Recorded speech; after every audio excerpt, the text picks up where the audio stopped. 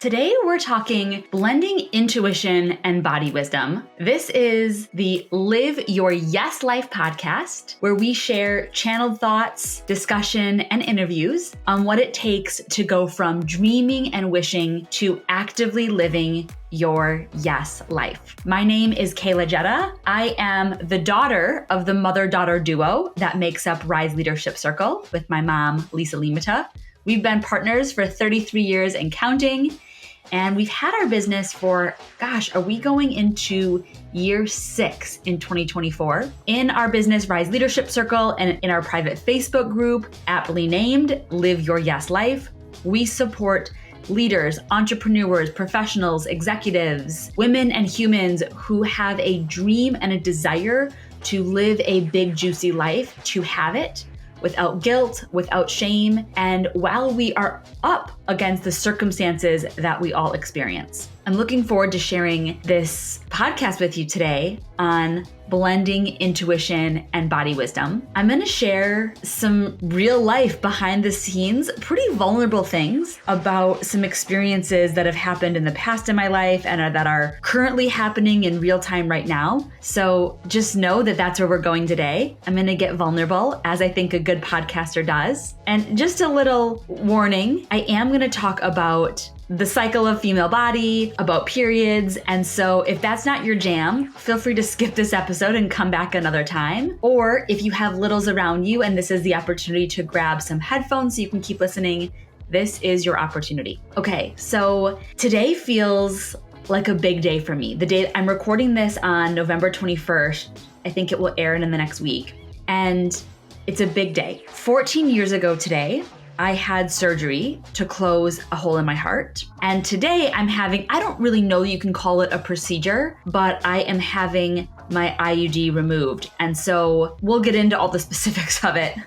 Don't you worry, I will share the vulnerable details with you today. But it's really interesting, as I woke up this morning and knew that it was my turn, that I got to record a podcast, it was interesting to think about the weight of these 2 days and then couple those two things with something else that I'm moving through, managing my blood sugar and glucose. I shared in a past episode how I had quit sugar for 2 weeks, added sugar, and what that's been doing for me. So I'm gonna weave together all of these pieces for you in service of sharing the behind the scenes of how I really have used my body wisdom to help me understand how to use my intuition, in hopes that this might be something that will support you, either with your own physical body, or it could be applied to any other decision or thing that you're moving through in life. Okay, so let's start with the heart surgery. As I mentioned, 14 years ago, so I was 19 years old at the time. 14 years ago today, I was having surgery to close a hole in my heart. This hole was a congenital birth defect, meaning it was there since birth. It's called a PFO. So the name of the hole is a PFO, patent foramen ovale. And I was born with it. A lot of babies are actually born with PFOs, and typically over a few months, they close up. For the rest of the population that don't, I think, I shouldn't give a number because I can't remember exactly, but it's like a quarter-ish, think about change of the population that has a PFO that doesn't close up. Most of them just continue living on their lives without ever having the knowledge that they even have one. So when I was in high school, I started having these experiences where my heart would race and I would just feel like I cannot catch my breath because my heart is racing so much. And I could sense that the way that my heart was racing was giving me some kind of information. And I would then, when I noticed that my heart was racing and it was kind of like pounding out of my chest, I would start to panic because it would be terrifying to wonder, why is this happening? What's going on to me? And so I started to see a cardiologist. My mom took me in. My mom had an electrical issue with her heart. And so we were mindful and aware that, there could be something genetic going on. We should definitely get this checked out. So I'm in high school. I'm seeing a cardiologist. I wore a heart monitor. I think 2 different times I wore a heart monitor. And the conclusion of that was, you have a little sinus arrhythmia, which basically means a bit of an irregular heartbeat from time to time. And the doctor said, but nothing to worry about. This isn't anything that's concerning. It's really nothing to worry about. Just carry on. And I asked, well, I can really physically feel this and you're having evidence. And so what do we do? And they said, well, honestly, it also might kind of be in your head, the worry and the panic of it. So this is when I first started meditating. I was on my high school's dance team, and before we would go on for big performances, I would sit with my iPod and put on a calming song. This was my first experience of meditation. I would put on a calming song and I would just sit and breathe and really try to get my mindset into a place where I was trusting my body, where I was trusting that my heart would be strong and steady, and put myself in that headspace. And I graduated high school, became a freshman in college. And then when I was 19, I had a stroke. And so after having the stroke, this is really what then started a lot of investigation and research into what's really going on with my body. And at that time is when they found the hole in my heart. Now, the hole would not have been detected from the heart monitors. It would have taken some other scans, which at the time when I was in high school, it seemed like there wasn't really reason to do it other than intuitively, I knew. Intuitively, I knew that something was going on with my heart, which is what was causing me to go to the doctor and say, hey, I really think something isn't right here. And so I don't blame my doctors for not continuing to check and look, but I do notice how I had this intuitive information. And I believe that my body was sharing its wisdom with me. My own personal belief, you could think differently about this, my own personal belief is that the reason that I would get so panicky about my heart racing and having these palpitations was because it was telling me, hey, something's not right here. We want you to look into what's going on with your heart. And so I heeded that wisdom a little bit, but I didn't push any further. Once the doctor said, little sinus arrhythmia, you're fine, you're safe, nothing to worry about, well, then I kind of backed off. But during that time, that fear really stayed with me. And then it wasn't long until I had a stroke, which then we uncovered, there actually is a hole in your heart. And the PFO, the hole in my heart, the doctors explained to me was not why I had the stroke, but it was the pathway that the blood clot took from somewhere lower in my body. So typically what happens when you have a stroke is there's a blood clot that gets formed often in your legs or somewhere else in your body, and then it travels normally through your lungs into your brain. And then when it's there, it causes a stroke. I'm giving you the really watered down version. I'm not a scientist or a doctor. And so having this hole in my heart opened another pathway. So instead of just a blood clot going through my lungs and into my brain like it does for most people, the blood clot had another opportunity that it also could go through the hole in my heart. And so my chances for having a blood clot travel to my brain were higher with this PFO being there. And then it was also explained to me that with the PFO being there could be times, and this is what I was noticing when I was dancing in high school, when depending on the way I was moving and holding my body, that the blood could kind of slosh or rush back and forth between the hole, and that turbulence of it could in and of itself create a clot, which could then travel through. And so after you have a stroke one time, your increases of a stroke are already heightened. And then with having this hole in my heart, my chances were increased even more. And so I'm sure you can imagine the terror that I have as a 19-year-old who is learning this information, doesn't really understand what it means, but just feels deep, immense fear. And this is a time when my body was continuing to really speak up to me. It was giving me a lot of information about what it desired and what felt really good for it. Now, I want to weave in a part of the story. So the cause of my stroke was labeled cryptogenic, which means no known cause. So definitively, my team of doctors all across the Midwest said it was honestly a perfect storm. There wasn't one specific thing that they believed caused the stroke, but it was a perfect storm of so many different things. And one of those factors is that I was on birth control. And the primary reason that I was on birth control was because my periods were debilitating. Whenever I would get my period, I could not get out of bed for the first 2 days. It was heavy. I was in so much pain and it was truly debilitating. And I could not function or live my life the way that a 19-year-old would be living.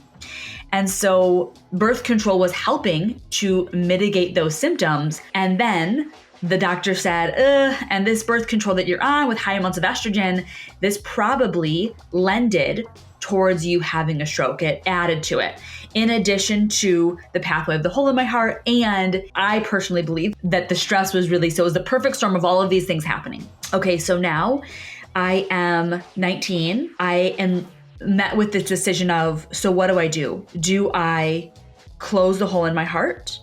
Do I wait? And my team of doctors was conflicted on this. Some doctors said, look, your risk of stroke is high. You're 19 years old. We need to mitigate any chance of risk that we possibly can. So they do recommend closing the hole in my heart.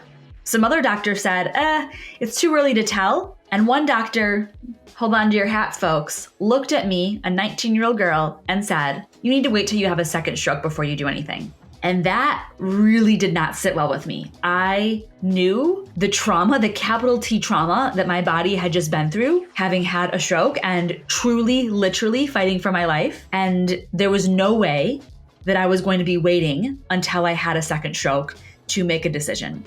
And so again, I'm using my intuition. I'm listening. I'm just listening. And this was challenging. I did not have a regular practice of listening to my intuition until this time. I didn't really know what intuition was, but it's what I started to naturally do. And I started to tune into my body wisdom. I didn't know what I was doing. I just was doing it. I was feeling into when a doctor said something to me, or when my mom was reading a blog and sharing what she heard, I would sit with, how does this feel to me? And when that doctor said, really, I think you should wait till you have a second stroke before you do anything, what I knew is that my body was a big fat no for that. My body was like, nope, no way does that choice feel good for us. And so then we went down the path and the journey of, well, what kind of surgery? Do I go with open heart surgery, which is currently approved by the FDA, or do I go with this new surgery, a new device on the market? It's approved in Europe. It's not approved by the FDA in the United States yet, but the surgery is much less intense than open heart surgery. It is kind of a device that, imagine an umbrella opening, and so they actually could go through my groin. So they could start in my groin, take this little umbrella-like device, move it through my veins, move it through the hole on one side. Once it went through the hole, the umbrella, so to speak, would open up and then seal around the hole in my heart. And so this one seemed like the obvious choice for me because my recovery time was much lower. Even though it was still heart surgery, it was not open heart surgery, which meant no scars, a much easier, and it was much safer, but it was not yet approved by the FDA. So then we had to jump through some hoops of, how do I get this surgery when it's still being tested? And luckily we were able to work with an amazing surgeon here who had done hundreds of these during the trials. And he said I could be in the trial, but I might not get selected, or because of my age and the other conditions, he could do what's called a compassion case. And basically it was still legal for me to have it prior to it being cleared by the FDA, and the surgery has since been cleared. And so that's the choice I made, and I am so glad I did. And all along, when I met with all of these huge decisions of, do I have surgery or not? What kind of surgery do I have? I was using my body wisdom and my intuition to guide me through this. So now, at this stage, I am not on birth control. I immediately stop upon having a stroke, and my periods continue to be pretty debilitating. My body is still reeling with the stress, with the trauma, with what's going on. And the way that it was processing was by knocking me out every, 25 to 28 days. And so I worked with my team of doctors again to find out, how can I mitigate this? How can I take good care of myself? And the best choice that we came to was having an IUD. And so an IUD is a form of birth control that can significantly reduce period symptoms. And for me, I ended up not having a period ever, which please do not come at me at my DMs and tell me like, Kaela, that's so bad. Your body needs to have a period.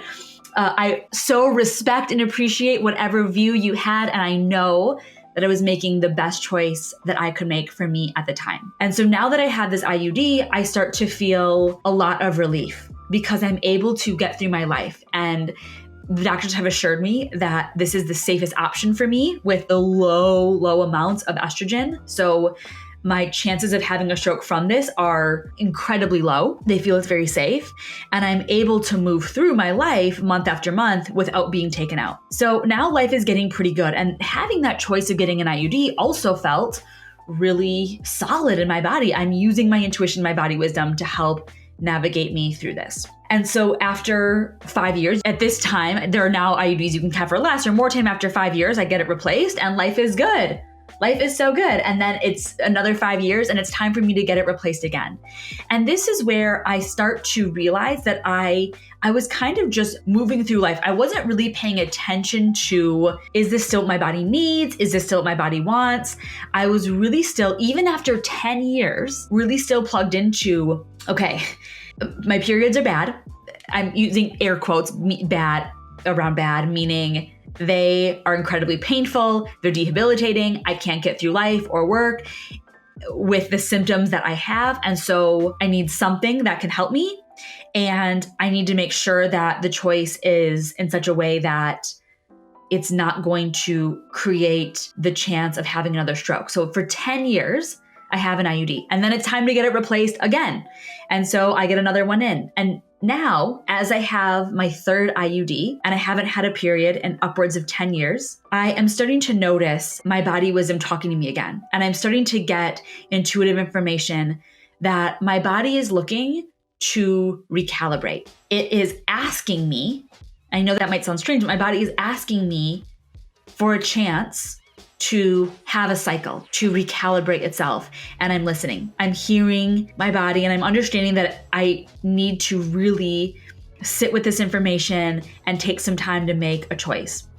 And part of why it's giving me this information is I'm also intuitively understanding that there's something going on with blood sugar, glucose, prediabetes, etc. I'm just getting intuitive information. So let me be clear. I do not have any medical confirmation yet of this, but I'm intuitively feeling like I'm afraid that I might be pre-diabetic. I am afraid that I might have a blood sugar issue. I'm afraid that my body is not appropriately balancing glucose in the way that it used to and in the way that it should. And this is all intuitive. And so I now start seeing a variety of different doctors, and I'm sharing with them, this is what I know intuitively. And I'm reminding myself, I'm remembering that when I knew something was up with my heart, I did not advocate for myself. I just kind of was like, well, yeah, it's going on, but okay, I trust you. And so some information I'm getting from some doctors is, we really don't, I mean, you're young, you're healthy. I look at your diet. I don't see any reason to think that you would have any kind of blood sugar problem. So carry on. And some other more Eastern medicine energetic tests that I'm doing are confirming my suspicions and are saying, yeah, there's something going on. It's early stages. It's not severe yet, but there definitely is something going on with it. And so I'm taking time. I'm not rushing into anything, but I'm sitting with all of the information that I have that my body is giving me. And I'm really starting to look at, okay, what is my body asking for? What is it that I need to give it? And so this leads me to a couple weeks ago, hearing my body's call of, let's drop added sugar for a little bit. Let's give ourselves a couple weeks to drop added sugar and see what happens. And I felt so good during that time, which then led me to discover this book that I just read. It's called The Glucose Goddess Method. I'm so excited about it. And I've been following that protocol and noticing, again, how these simple shifts feel so right for my body. And so what I do is every time I get an intuitive hit like, there might be something up with your heart, or an intuitive hit like, we think it's blood sugar, or an intuitive hit like, there might need to be a shift that we make in the way our body recalibrates in the cycle of our body. I get that intuitive hit, and then I take that information and I ask my body to give me information on it. I ask my body to give me signs, confirmation, evidence to confirm or tell me something different about what's going on. And I have a practice that I use many different tools, but I have one practice that I specifically use when I am looking at making a decision. It's an embodiment practice. I would totally share this with you. There is a link in the show notes that you can go to grab my favorite practice to help me make a decision using body wisdom. And it's an audio recording where I'll walk you through in real time. It just takes a couple minutes to actually step into your body and use this embodiment practice to help make a decision. So this is one of the tools that I use. And this is how I'm really blending together. My intuition gives me a hit, gives me information, and then I ask my body to confirm or open another door or lead me on another path. And so today, all of these things feel like they're coming together. It is the 14-year anniversary of having the hole in my heart closed, and I'm having my IUD removed. Friends, it has been 13 years since I've had a period, which really is, I have some feels about that.